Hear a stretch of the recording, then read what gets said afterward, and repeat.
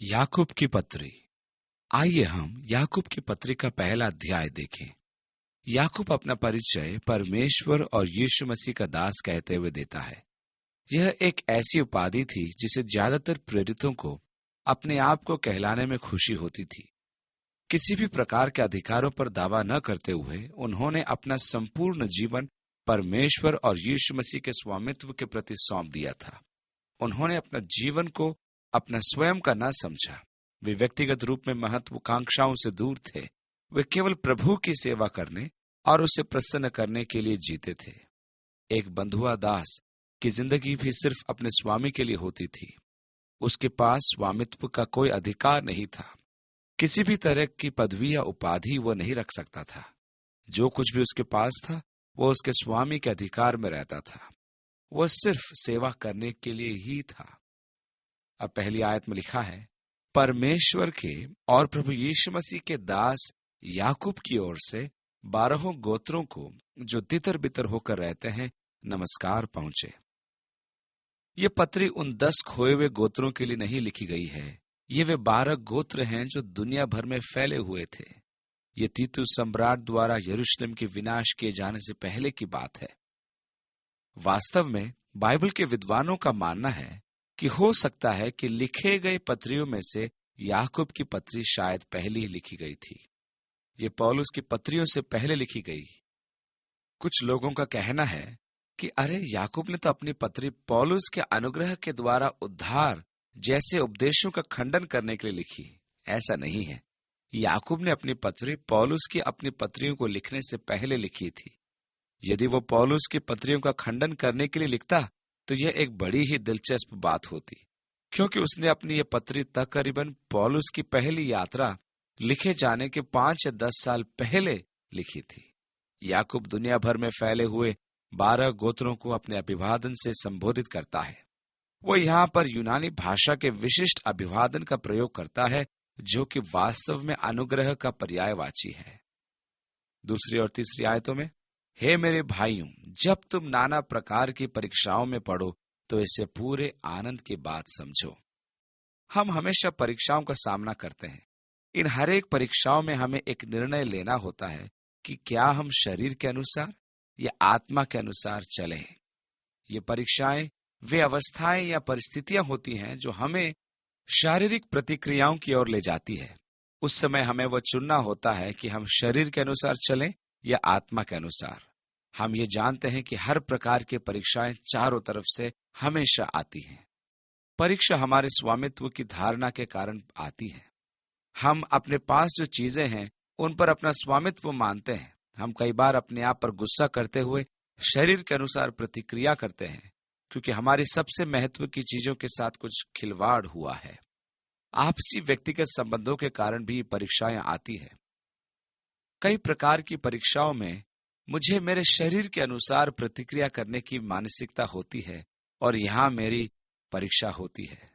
अब हमसे कहा जा रहा है कि इसे पूरे आनंद की बात समझो। यह परीक्षाओं के प्रति एक अजीब तरह की प्रतिक्रिया है। वैसे तो परखा जाना मुझे अच्छा नहीं लगता, बशर्ते कि सब बातें बिना बाधा के चलती रहें। मैं नहीं चाहता कि कोई मेरे मार्ग में बाधा बने। मैं नहीं चाहता कि कोई मेरा रास्ता काटे या कोई भी मेरे सामने आए। इन बातों का मैं ध्यान रखता हूं, लेकिन कई बार इस तरह नहीं होता। जिंदगी इस तरह नहीं चलती। जीवन निराशाओं से भरी है। कई ऐसे लोग होते हैं जो आपके मार्ग को काटते हैं या गलत बातों के लिए आपको उत्तेजित करेंगे। एक उत्तेजित करने वाली अवस्था। जैसा मैं चाहूं वैसा मैं अपनी जिंदगी पर राज नहीं कर सकता। अगर मैं ऐसा कर सकता तो मैं बिगड़ जाऊंगा और मैं भ्रष्ट हो जाऊंगा। मैं चाहूंगा कि हर कोई मेरे सामने झुके और मैं चाहूंगा कि हर व्यक्ति अपने आप को मेरे हवाले करे। मैं चाहूंगा कि हर कोई मेरे अधिकार को माने। यह परखे जाने का एक भाग है और यही बात हमें यहाँ पर बताई जा रही है। तीसरी आयत में याकूब लिखता है, तुम्हारे विश्वास के परखे जाने से। इसके लिए जो दूसरा शब्द है वह है हमारे विश्वास को साबित करना। आप कहते हैं कि आप परमेश्वर पर विश्वास करते हैं। ये कोई बड़ी बात नहीं है। ऐसा तो दुष्ट आत्माएं भी करती हैं। आपको अपने विश्वास को साबित करना होगा। पिछले दिनों किसी ने मुझसे कहा, ओह, मुझे डर है कि मैंने परमेश्वर को निराश किया है। मैंने कहा, नहीं, कभी नहीं। परमेश्वर को निराश करना असंभव है। उल्टे आपने अपने आप को निराश किया है। परमेश्वर हमेशा से ये जानता है। आप ये नहीं जानते थे, इसलिए आप अपने आप से निराश हुए हैं। आपने परमेश्वर को निराश नहीं किया। वो हर एक बात को जानता है। वो जानता था कि आपकी प्रतिक्रिया यही होगी। वो कभी भी निराश नहीं होता। हम अपने आप को इसलिए निराश कर लेते हैं क्योंकि कई बार हम सोचते हैं कि हम रास्ते से बहुत दूर चले आए हैं, जबकि वास्तव में ऐसा नहीं है। मैंने सोचा मैंने उस रुकावट को पार कर लिया था, मैंने जीत हासिल कर ली थी। तभी देखते ही देखते अन्य ऐसी अवस्था में मैं फंस जाता हूं जहां मैं परखा जाता हूं, और तब मैं फिर हार जाता हूं। आप जानते हैं ना, मैं कितना निराश हो जाता हूं, ये सोचते हुए कि मैंने ऐसा क्यों किया, मैंने ऐसे क्यों कहा। लेकिन मुझे अपने आप को दोषी ठहराते हुए ऐसा नहीं कहना चाहिए, हाय मैंने परमेश्वर को हताश कर दिया या मैंने परमेश्वर को निराश कर दिया। नहीं, ऐसा न बोले, क्योंकि परमेश्वर हमेशा से ये जानता आया है। मुझे ये जानने की आवश्यकता थी, और इसलिए परमेश्वर इस अवस्था को अनुमति देता है कि मैं उसे जानूं। इसलिए परीक्षा एक ऐसी बात है जो हर मनुष्य में आम है। इसे पूरे आनंद की बात समझो, क्योंकि परीक्षा हमारे विश्वास की परख है, और इस विश्वास के परखे जाने से धीरज बढ़ता है। तीसरी आयत में आगे लिखा है, धीरज उत्पन्न होता है। कितना जरूरी है धीरज। कई बार परमेश्वर की बाट जोहने में हम पराजित हो जाते हैं, और ये पूरी बाइबल में एक सच है। बाइबल में बहुत से ऐसे लोग हुए हैं जो समस्याओं में फंस गए क्योंकि उन्होंने परमेश्वर की बाट जोहना छोड़ दिया। उनके जिंदगी में आए विश्वास की परख में वे हार गए। इब्राहिम हालांकि इसहाक के विषय अपने परखे जाने में शानदार तौर पर सफल हुआ, इसके बावजूद इसहाक के जन्म के समय वो पराजित हुआ। जब परमेश्वर ने उसे एक पुत्र देने का वायदा किया था, वह धीरज नहीं रख पाया। आखिरकार सारा ने उससे आकर कहा, अब्राहम अब मान भी जाओ, ऐसा कुछ नहीं होने वाला है। आप मेरी दासी को लें और उसके द्वारा आपको एक पुत्र हो, और जब पुत्र पैदा हो जाएगा मैं उसे अपना लूंगी और वह मेरा पुत्र ठहरेगा। हे अब्राहम, मैं एक पुत्र को जन्म देने में असमर्थ हूं, इसलिए हम इस विषय पर समझदार बने। विश्वास की पराजय को देखिए। उन्होंने तब तक बाट नहीं जोही तब तक कि परमेश्वर प्रतिक्रिया करे या जवाब दे। हमारे विश्वास की परख से ही धीरज उत्पन्न होता है। अब्राहम की तरह जब कभी मैं परमेश्वर की बाट नहीं जोता हूं, मैं हमेशा ही समस्याओं में फंसता हूं, अपने आप ही मैं परेशानी पैदा करता हूं। इसलिए महत्वपूर्ण है कि मैं परखा जाऊं, मैं परमेश्वर की बाट जोहना सीख जाऊं, यह जानते हुए कि तुम्हारे विश्वास के परखे जाने से धीरज उत्पन्न होता है। चौथी आयत में लिखा है, पर धीरज को अपना काम पूरा करने दो कि तुम पूरे और सिद्ध हो जाओ। यही परमेश्वर का संपूर्ण उद्देश्य है कि आप सिद्धता की ओर बढ़ते जाएं, ताकि जीवन की निराशाओं में हम छोटे बच्चों की तरह बर्ताव और प्रतिक्रिया छोड़ दें। हम जल्लाट में पैर पटकते हुए ये कहना भी छोड़ दें कि मैं अब तुमसे कभी बात नहीं करूंगा, परंतु वो चाहता है कि हम बढ़ें और सिद्ध बन जाएं, कि तुम पूरे हो जाओ और तुम में किसी बात की घटी न रहे। पर यदि तुम में से किसी को बुद्धि की घटी हो, मैं नहीं सोचता हूं ये आपके लिए कहा होगा। हम हमेशा जानते हैं कि हमें क्या करना है, हमें कब करना है, हमें क्यों करना है। परंतु यदि कोई ऐसा हो जिसके पास बुद्धि की घटी हो, तो परमेश्वर से मांगे जो सबको उदारता से देता है। कितनी महिमा में प्रतिज्ञा है। कितनी बार जब मैं परमेश्वर के पास आता हूं तो इस पद के आधार पर आता हूं। मेरे जीवन में ऐसी बहुत सी बातें हैं जिन्हें मैं वास्तव में नहीं जानता कि कौन सा सही मार्ग है। मुझ में बुद्धि की कमी है, और ये निराली बात है कि हम परमेश्वर के पास आएं और परमेश्वर से बुद्धि मांगे और जान लें कि वह हर एक मनुष्य को बुद्धि मुफ्त में देता है। 5वीं आयत में आगे लिखा है, जो बिना उल्हाना से देता है। परमेश्वर ये नहीं कहता, ओह अब समझ जाओ ना मूर्ख व्यक्ति, तुम्हारे साथ ये क्या मामला है, क्या तुम नहीं देख सकते, इतनी बार तुम्हें समझाया।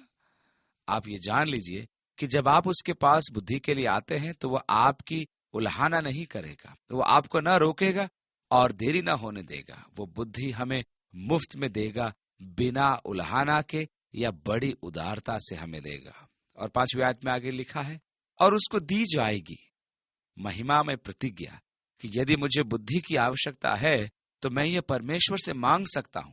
अब यदि मैं मांगता हूं तो ये जरूरी है कि विश्वास से मांगे और कुछ संदेह न करे, क्योंकि संदेह करने वाला समुद्र की लहर के समान है जो हवा से बहती और उछलती है। एक तूफानी समुद्र। ऐसा लगता है कि लहरें लुढ़कती हुई आ रही है। हवाओं से हिचकोले खाना, और जो मनुष्य संदेह करता है वह भी इसी प्रकार का है। वह इधर उधर हिचकोले खाता है और स्थिर बना नहीं रहता। 7वीं आयत में आगे, ऐसा मनुष्य यह न समझे कि मुझे प्रभु से कुछ मिलेगा। वह व्यक्ति दुचित्ता है और अपनी सारी बातों में चंचल है। परमेश्वर के प्रति मेरे समर्पण का संपूर्ण होना आवश्यक है। ऐसा नहीं होना चाहिए कि मैं कुछ दूं और बाद में वापस ले लूं। मुझे अपने जीवन को परमेश्वर के प्रति अर्पण करने के बाद वापस नहीं लेना चाहिए। मुझे ऐसा नहीं करना चाहिए कि मैं बुद्धि को मांगू और उसके बाद अपने मन के अनुसार करूं। यह ऐसा नहीं कि मैं बुद्धि को मांगू और उसके बाद यह सोचूं कि मैं उसके अनुसार चलूं या नहीं चलूं। परमेश्वर से उसकी इच्छा को पूछना, जिससे कि मैं ये तय करूं कि मैं उसके प्रति अपने आप को सौंपूं या नहीं। मुझे ये निर्णय लेना होगा कि या नहीं। ऐसा नहीं हो सकता। मुझे ये तय करना होगा कि मैं अपने जीवन को परमेश्वर को सुपुर्द करने जा रहा हूं, और उसके बाद मुझे मात्र विश्वास करना है कि परमेश्वर उसकी देखरेख करेगा। जब हमारे जीवन में सब कुछ ठीक न हो रहा हो, या हम ये सचमुच न समझ पाए कि क्या हो रहा है, तब आप ये न कहें, ओह अच्छा होता कि मैं अपने जीवन की बागडोर अपने हाथ में ले लेता, क्योंकि मैं समझ नहीं पा रहा कि परमेश्वर क्या कर रहा है। मैं रुक नहीं सकता। इस प्रकार की अस्थिरता का अंश हमारे बीच आम बात है। वास्तव में निश्चय का होना, जीवन को अर्पण करना और फिर वापस ले लेना, ये सब आपको अस्थिर बनाते हैं। 9वीं आयत से आगे लिखा है, दीन भाई अपने ऊंचे पद पर घमंड करें और धनवान अपने नीच दशा पर, क्योंकि वह घास के फूल की नाई जाता रहेगा। क्योंकि सूर्य उदय होते ही कड़ी धूप पड़ती है और घास को सुखा देती है, और उसका फूल झड़ जाता है और उसकी शोभा जाती रहती है। उसी प्रकार धनवान भी अपने मार्ग पर चलते चलते धूल में मिल जाएगा। याकूब धनवानों के संबंध में कुछ बातें कहता है, यानी वे जो अपने धनवान होने का घमंड करते हैं। वो दूसरे अध्याय में कलीसिया के उन लोगों को डांटता है जो धनी लोगों को खास आदर देते थे। एक व्यक्ति जिसके पास धन होने की वजह से उस पर खास तरफदारी दिखाना एक ऐसे नीति थी जिस पर अध्याय 2 में डांट लगाई गई है। यहाँ पहले अध्याय में वह उन धनवानों के प्रति आवाज उठाता है जो अपने धन का प्रयोग दूसरों पर दबाव डालने तथा विशिष्ट स्थान प्राप्त करने के लिए करते हैं। वह कहता है, हे धनवान, तुम मैदान के फूल समान मुरझा जाओगे, तुम मिट जाओगे। वह कहता है कि दीन भाई अपने ऊंचे पद पर घमंड करे और धनवान अपने नीच दशा पर। पत्री के अंतिम अध्याय में वह कहता है, हे धनवानों, सुन तो लो, तुम अपने आने वाले क्लेशों पर चिल्लाकर रो, तुम्हारा धन बिगड़ गया जिसे तुमने अंतिम युग में धन बटोरा है। 12वीं आयत में पहले अध्याय के लिखा है, धन्य है वह मनुष्य जो परीक्षा में स्थिर रहता है। यह स्थिरता परीक्षा के ऊपर जय देती है। ये कितनी ही महिमामय बात है कि जब मैं परीक्षा में पढ़ता हूं और जयवंत होता हूं, तब मैं शरीर की अभिलाषाओं की ओर प्रतिक्रिया नहीं करता। मैं दुखी और क्रोधित होकर निष्कृष्ट बातें नहीं बोलता जिसके प्रति बाद में मुझे पश्चाताप हो। क्या आपने कभी यह ध्यान दिया है कि आप कितने दुखी हो जाते हैं जब आप पराजित होते हैं? कभी जब आप शरीर की अभिलाषाओं के सामने हार जाते हैं और जो बातें नहीं कहनी चाहिए कह जाते हैं और चिल्लाते और निष्कृष्ट बातें लोगों से कहते हैं, तब क्या आपने कभी ध्यान दिया है कि आप कितने दुखी होते हैं? उस समय आप एक किस्म से अपने आप से नफरत करते हैं और लोगों के पास जाने से कतराते हैं, क्योंकि आप जानते हैं कि जो निष्कृष्ट बातें आपने उन लोगों के लिए बोली है, उन सब बातों के लिए आपको माफी मांगनी पड़ेगी। तब आपको शर्मिंदगी महसूस होती है और दुख महसूस होता है।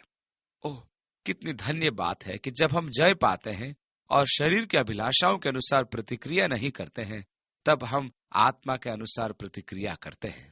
तब हमें खुशी का एहसास होता है, क्योंकि हम जानते हैं कि प्रभु ने हमें आत्मा के अनुसार प्रतिक्रिया करने की सामर्थ्य दी है। धन्य है वह मनुष्य जो परीक्षा में स्थिर रहता है।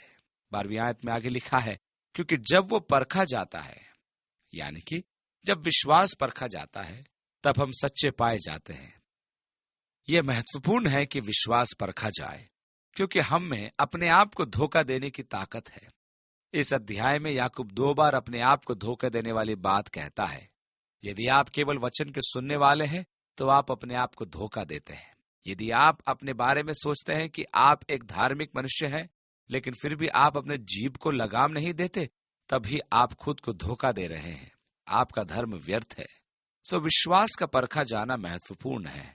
मेरा यह जानना जरूरी है कि मैं कहां पर हूं, ताकि मैं जान सकूं कि परमेश्वर मेरे बारे में क्या जानता है, ताकि मैं अपने बारे में इतना ऊंचा न सोचूं जितना कि मुझे सोचना चाहिए, ताकि मैं छला न जाऊं और सुरक्षा की झूठी अनुभूति को न महसूस करूं।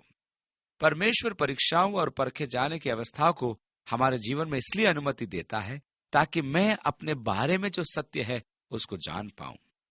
परमेश्वर इज़राइल की प्रजा से कहता है कि मैं 40 वर्षों तक जंगल में तुम्हें कष्टों के द्वारा लाया और मैंने तुम्हें परखा और तुम्हें जांचा, ताकि ये जान लूं कि तुम्हारे मन में क्या है।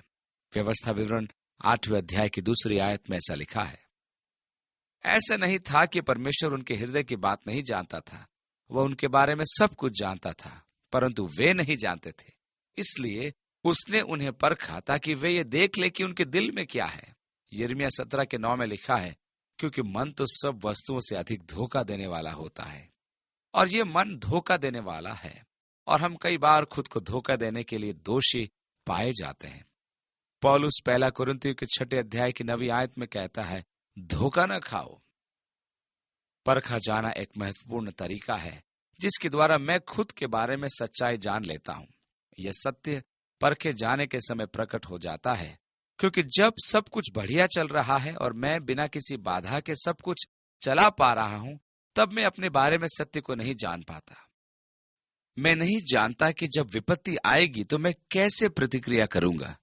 परमेश्वर हमारे जीवन में विपत्ति की अनुमति इसलिए देता है ताकि हम खुद के बारे में सच्चाई को जान सकें। जब विपत्ति आती है और मैं आत्मा के अनुसार प्रतिक्रिया करता हूं, तो आहा, कितना आनंदपूर्ण हर्ष होता है। मैं अक्सर कहता हूं कि अरे, ये मैं नहीं हूं, ये तो प्रभु है जो मुझ में कार्य करता है, क्योंकि मेरे स्वभाव के अनुसार मैं इस तरह से प्रतिक्रिया नहीं कर सकता। यह एक आनंद की बात है कि परमेश्वर की आत्मा हमारे जीवन में कार्य करती है तथा हमें यीशु मसीह में बदलती जाती है। जब हम परखे जाते हैं, तब 12वीं आयत में आगे लिखा है, हम जीवन का मुकुट पाएंगे। प्रकाशित वाक्य के 2 अध्याय में जब यीशु स्मिरना की कलीसिया से कहता है, तो वह उन क्लेशों की बात करता है जिससे होकर वे गुजर रहे थे, और वह कहता है, प्राण देने तक विश्वासी रहो तो मैं तुम्हें जीवन का मुकुट दूंगा। सो इस प्रकार यह महिमा में जीवन का मुकुट उस अनंत जीवन में हम प्राप्त करेंगे जो यीशु मसीह के द्वारा हमें मिलता है। 12वीं आयत में आगे लिखा है, जिसकी प्रतिज्ञा प्रभु ने अपने प्रेम करने वालों को दी है। जब किसी की परीक्षा हो तो वह यह न कहे कि मेरी परीक्षा परमेश्वर की ओर से होती है, क्योंकि न तो बुरी बातों से परमेश्वर की परीक्षा हो सकती है और न वह किसी की परीक्षा आप करता है। अब यह परीक्षा थोड़ी अलग अर्थ की है। यह वह परीक्षा है जो दुष्टता की ओर लुभाती है। ये एक परख नहीं है जहां आप ये जान जाते हैं कि आप कहां हैं या आप कौन हैं। वास्तव में ये दुष्टता की ओर प्रलोभन है। परमेश्वर किसी भी मनुष्य को दुष्टता की ओर नहीं लुभाता। शैतान ही है वह जो मनुष्य को दुष्टता की ओर लुभाता है। शैतान ने ही हव्वा को पाप करने के लिए लुभाया था। आपको याद होगा कि जब 5000 लोग यीशु के पीछे जंगल में पहुंचे और शाम हुई, तब यीशु ने फिलिप्पुस से कहा, ये बेहतर होगा यदि तुम शहर जाकर इस भीड़ के लिए रोटी मोल लाओ। यूहन्ना कहता है, उसने ये बात उसे परखने के लिए कही, क्योंकि यीशु जानता था कि वह क्या करने जा रहा है। वो मात्र ये चाहता था कि फिलिप्पुस कहे, अरे प्रभु, आप ये क्या कह रहे हैं? इतनी भीड़ के लिए पर्याप्त रोटी हम कहां से लाएंगे? और इस प्रकार यह बात यीशु ने उसे परखने और उसे जांचने के लिए कही थी। वहां पर प्रयोग किया गया यूनानी शब्द का अर्थ परीक्षा करना भी होता है, परंतु यह पाप की ओर लुभाने वाली नहीं थी। वह यह परखने के लिए थी कि आप किस तरह से प्रतिक्रिया करेंगे, शरीर में या आत्मा में। इसलिए जब परीक्षा आती है, तब यदि यह पाप की ओर लुभाता है तो यह परमेश्वर की ओर से नहीं है, यह शैतान की ओर से है। और जब मैं परीक्षा में पड़ता हूं, कोई पाप करने के लिए उकसाया जाता हूं, तो मुझे ये नहीं कहना चाहिए, ओह जानते हो, आज परमेश्वर ने वास्तव में मेरी परीक्षा ली। मैंने एक व्यक्ति का बटुआ गिरते हुए देखा और उसमें 500 रुपए का नोट मैं देख सकता था। परमेश्वर ने मेरी परीक्षा ली कि मैं उस रुपये को रखूंगा या नहीं। नहीं, कभी नहीं। आप परमेश्वर की ओर से परीक्षा में नहीं पड़े कि आप उस रुपये को देख लें या रख लें। सो जब किसी की परीक्षा हो तो वह यह न कहे कि मेरी परीक्षा परमेश्वर की ओर से होती है। क्योंकि न तो बुरी बातों से परमेश्वर की परीक्षा हो सकती है और न वह किसी की परीक्षा आप करता है। हाँ, परमेश्वर हमारे सामने परखने की अवस्था को लाता है ताकि हमारे पास ये अवसर हो कि हम शरीर के अनुसार प्रतिक्रिया करें या आत्मा के अनुसार। परमेश्वर हमें परीक्षा में नहीं डालता और न पाप करने को कभी उकसाता है।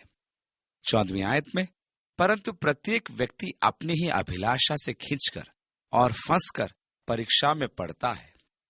अब प्रत्येक मनुष्य में ऐसी इच्छा होती है, यह है संतुष्टि की इच्छा।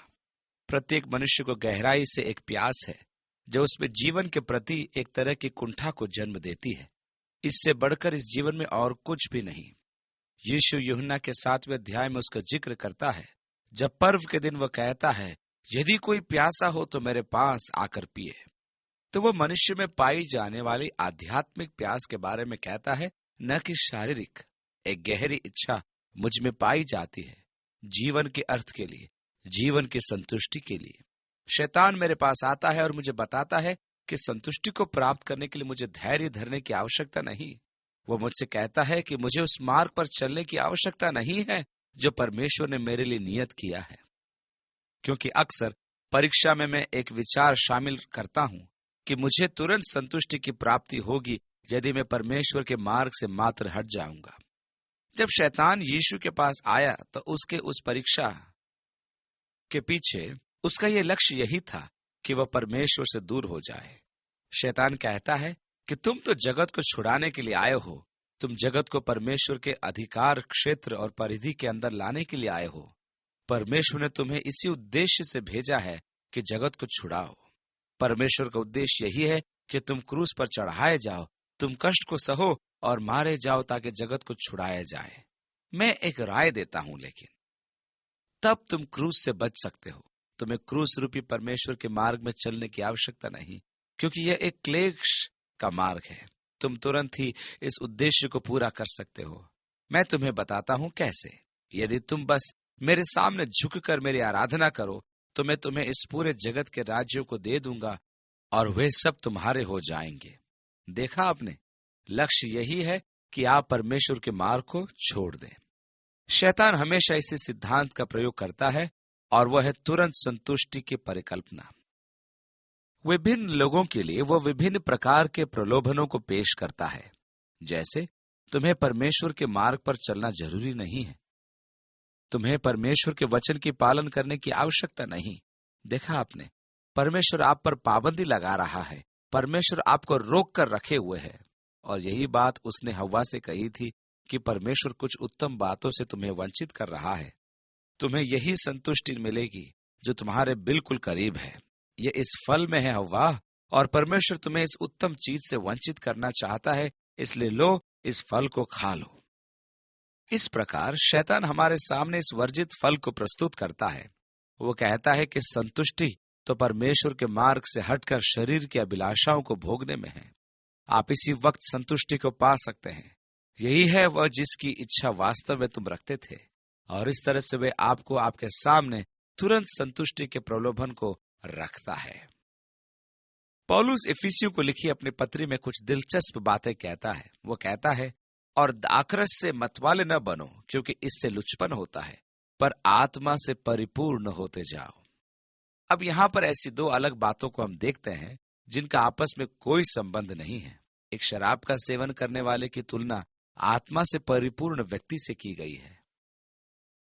ऐसा जान पड़ता है कि बहुत असंभावित संयोजन के द्वारा उन्हें एक साथ रखा गया है। आप उसमें ध्यानपूर्वक देखते तो ये ऐसा नहीं है। वो मनुष्य जो शराब की ओर मुड़ता है, वो क्या ढूंढता है? एक तुरंत मिलने वाली संतुष्टि, जिसे शैतान उसे धोखे में देता है, और वो कहता है, ये ले, पी ले। यही आनंद का मार्ग है, यही वो माध्यम है जिसके द्वारा तुम अपने समस्याओं को भूल जाओगे। यही है वो रास्ता जिसके द्वारा तुम जिंदगी का सामना कर सकते हो। बस जब तक तुम्हारी बुद्धि धुंधली न पड़ जाए, तब तक कुछ घंटे पीने का लुत्फ उठाओ, और इस तरह से तुम्हें इन बातों के बारे में सोचने नहीं पड़ेगा।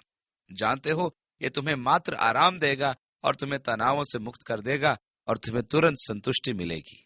तुम्हें परमेश्वर के मार्ग में चलने की आवश्यकता नहीं है। दूसरी ओर, आत्मा से परिपूर्ण मनुष्य के साथ क्या होता है? उसमें वह संतुष्टि होती है, उसमें कल्याण का बोध होता है, उसमें शांति होती है, वह एक निश्चिंत व्यक्ति होता है। सो एक व्यक्ति उसे शराब में ढूंढता है और दूसरा उसे आत्मा की परिपूर्णता में पाता है। वो व्यक्ति जो आत्मा की परिपूर्णता में आनंदित है, उसके पास ठीक वही है जिसे वह दूसरा व्यक्ति वास्तव में ढूंढता है और खोजता है। शराबी परमेश्वर के मार्ग से फिर जाता है और वह गलत जगह अपनी शांति को खोजता है। इस प्रकार प्रत्येक व्यक्ति अपनी ही अभिलाषा से खींचकर और फंसकर परीक्षा में पड़ता है। मन के अंदर एक बड़ी इच्छा होती है। शैतान उस ओर संकेत करते हुए कहता है, अरे अरे, तुम्हें क्रूस के मार्ग पर चलने की आवश्यकता नहीं है, तुम्हें खुद का परित्याग करने की आवश्यकता नहीं, तुम्हें क्रूस उठाकर यीशु के पीछे चलने की जरूरत नहीं। मैं तुम्हें बताता हूं, तुम बस मेरी राह पर चलो और यह सब मैं तुम्हें तुरंत दे दूंगा। तुम्हें इंतजार करने की जरूरत नहीं, तुम इसे अभी प्राप्त कर सकते हो। 15वीं आयत में, फिर अभिलाषा गर्भवती होकर पाप को जनती है। देखिए, परीक्षा में पाप नहीं होता। हम सभी परीक्षा को अनुभव करते हैं। यीशु भी शैतान के द्वारा परीक्षा में पड़ा। परीक्षा में पड़ने से पाप नहीं होता। पाप वहीं पर है जब मैं अपने शरीर की इच्छा के सामने झुक जाता हूं और मैं उस राह की ओर मुड़ जाता हूं जिसका सुझाव शैतान देता है। वहीं पर अभिलाषा गर्भवती होती है और पाप को जन्म देती है। यहीं से पाप का आरंभ होता है। और आगे लिखा है, और पाप जब बढ़ जाता है तो मृत्यु को उत्पन्न करता है, पहले आत्मिक मृत्यु और अंत में शारीरिक मृत्यु। हे मेरे प्रिय भाइयों, धोखा न खाओ, हरेक अच्छा वरदान। अब यहां जो यूनानी पद प्रयोग किया गया है वो वरदान शब्द के लिए प्रयोग किए जाने वाली यूनानी भाषा के दूसरे पदों से अलग है। यहां दोषी पद का प्रयोग है और दूसरा पद दिदोमी से आता है। एक दाता के बारे में कहता है और दूसरा वरदान के बारे में। पहला पद दान देने वाले के बारे में बतलाता है, देने की क्रिया। हर एक अच्छा वरदान जो मिलता है, या एक अर्थ में हर एक अच्छा दान देने वाला ऊपर ही से है। हमारे लिए परमेश्वर का दान, उसकी भलाई, उसका अनुग्रह, उसका प्रेम ऊपर ही से आता है। 17वीं आयत में आगे लिखा है, और ज्योतियों के पिता की ओर से मिलता है, जिसमें न तो कोई परिवर्तन हो सकता है और न अदल बदल के कारण उस पर छाया पड़ती है। परमेश्वर जो कभी नहीं बदलता, वो कहता है, क्योंकि मैं यहोवा बदलता नहीं। मलाकी 3:6 में। इसका अर्थ क्या है? इसका अर्थ यह है कि वह तुम्हारे लिए नियम में बदलाव नहीं लाता। आप कोई विशेष अपवाद नहीं हो और आपके पास कोई खास पक्ष भी नहीं है। यह एक रोचक बात है कि शैतान अक्सर लोगों के सामने झूठ को लाता है और कहता है, अरे यह नियम तो तुम पर लागू नहीं होता है। जानते हो, यह विशेष बात है। मेरा मतलब, यह वास्तविक प्रेम है, इसलिए नियम तुम पर लागू नहीं होता। तुम्हें भोग विलास में जीने के लिए एक खास रिहाई मिली है जो परमेश्वर को पसंद है। बिल्कुल नहीं। परमेश्वर किसी के लिए भी नियम नहीं बदलता है, जिसमें न तो कोई परिवर्तन हो सकता है और न अदल बदल के कारण उस पर छाया पड़ती है। 18वीं आयत में, उसने अपनी ही इच्छा से हमें सत्य के वचन के द्वारा उत्पन्न किया। दिलचस्प बात यह है कि यूहन्ना के सुसमाचार के पहले अध्याय में नए जन्म के बारे में कहते हुए वो लिखता है कि वे न तो लहू से, न शरीर की इच्छा से, न मनुष्य की इच्छा से, परंतु परमेश्वर से उत्पन्न हुए हैं। कि आप फिर से जन्मे हैं। आप किस प्रकार फिर से जन्मे हैं?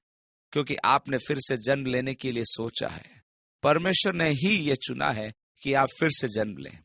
आपने फिर से जन्म लिया, न शरीर की इच्छा से, न मनुष्य की इच्छा से, परंतु परमेश्वर की इच्छा से।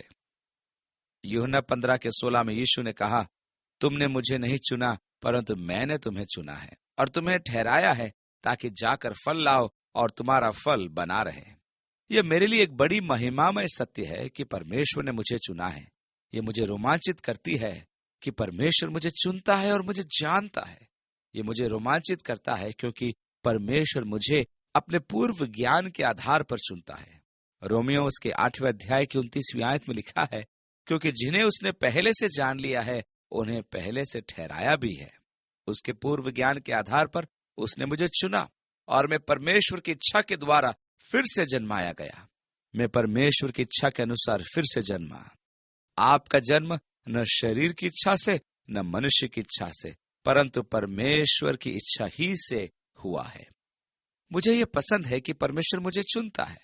मुझे ये खास तौर पर इसलिए पसंद है क्योंकि उसने मुझे अपने पूर्व ज्ञान के आधार पर चुना है, जिसका अर्थ है कि वो प्रारंभ से ही अंत को जानता था। उसने मुझे चुना अपने ज्ञान के इस आधार पर कि मेरा उसके साथ चलने का और संगति का अंत कहां पर होगा। आप देखें, परमेश्वर कोई मूर्ख नहीं है कि हारने वालों को चुने। ये एक बेतुकी बात है। क्यों? सोचिए, आप क्या कुछ कर पाते यदि पूर्व ज्ञान के बदौलत आप अपने हर एक बातों को चुन पाते। आप जान जाते हैं कि इस चुनने का यथार्थ में क्या नतीजा होगा। यदि मैं सटीक तौर पर जानता हूं कि कौन सा घोड़ा किस दौड़ में जीतेगा, तो मैं परिणाम को पहले से जानता हूं, चाहे कोई कुछ भी करे। यदि आपके पास इस प्रकार का ज्ञान हो, यदि आप परमेश्वर के समान पहले से ही परिणाम को जानने की क्षमता रखते हैं, तो क्या आप घुड़दौड़ में हारने वाले घोड़े को चुनेंगे? कभी नहीं। यदि आप ऐसा करते हैं तो आप मूर्ख ठहरेंगे। निसंदेह आप ऐसा नहीं करेंगे, आप विजेताओं को ही चुनेंगे। अब परमेश्वर के पास ऐसा ही ज्ञान है और उसने आपको चुना है। इसका क्या अर्थ हुआ? इसका अर्थ यह है कि आप एक विजेता हैं। इसका अर्थ यह है कि आप हार नहीं सकते, क्योंकि आप परमेश्वर के द्वारा फिर से जन्मे हैं। पहला पत्रस उसके पहले अध्याय की 3 आयत में लिखा है, परमेश्वर का धन्यवाद हो जिसने हमें नया जन्म दिया है। वास्तव में ऐसा ही होता है। हम परमेश्वर के द्वारा जन्माए गए हैं। मेरा नया जन्म लेना परमेश्वर का कार्य है। परमेश्वर ने मुझे चुना है और मैं परमेश्वर की आत्मा के कार्य के द्वारा फिर से जन्म लिया हूं। ये मेरे खुद की इच्छा से नहीं है, न शरीर की इच्छा से, न मनुष्य की इच्छा से, परंतु यह परमेश्वर की इच्छा से है। 18वीं आयत में उसने अपनी ही इच्छा से हमें सत्य के वचन के द्वारा उत्पन्न किया, ताकि हम उसकी सृष्टि की हुई वस्तुओं में से एक प्रकार के प्रथम फल हों, मसीह में नई सृष्टि। 19वीं आयत में, हे मेरे प्रिय भाइयों, इसलिए हर एक मनुष्य सुनने के लिए तत्पर और बोलने में धीर और क्रोध में धीमा हो।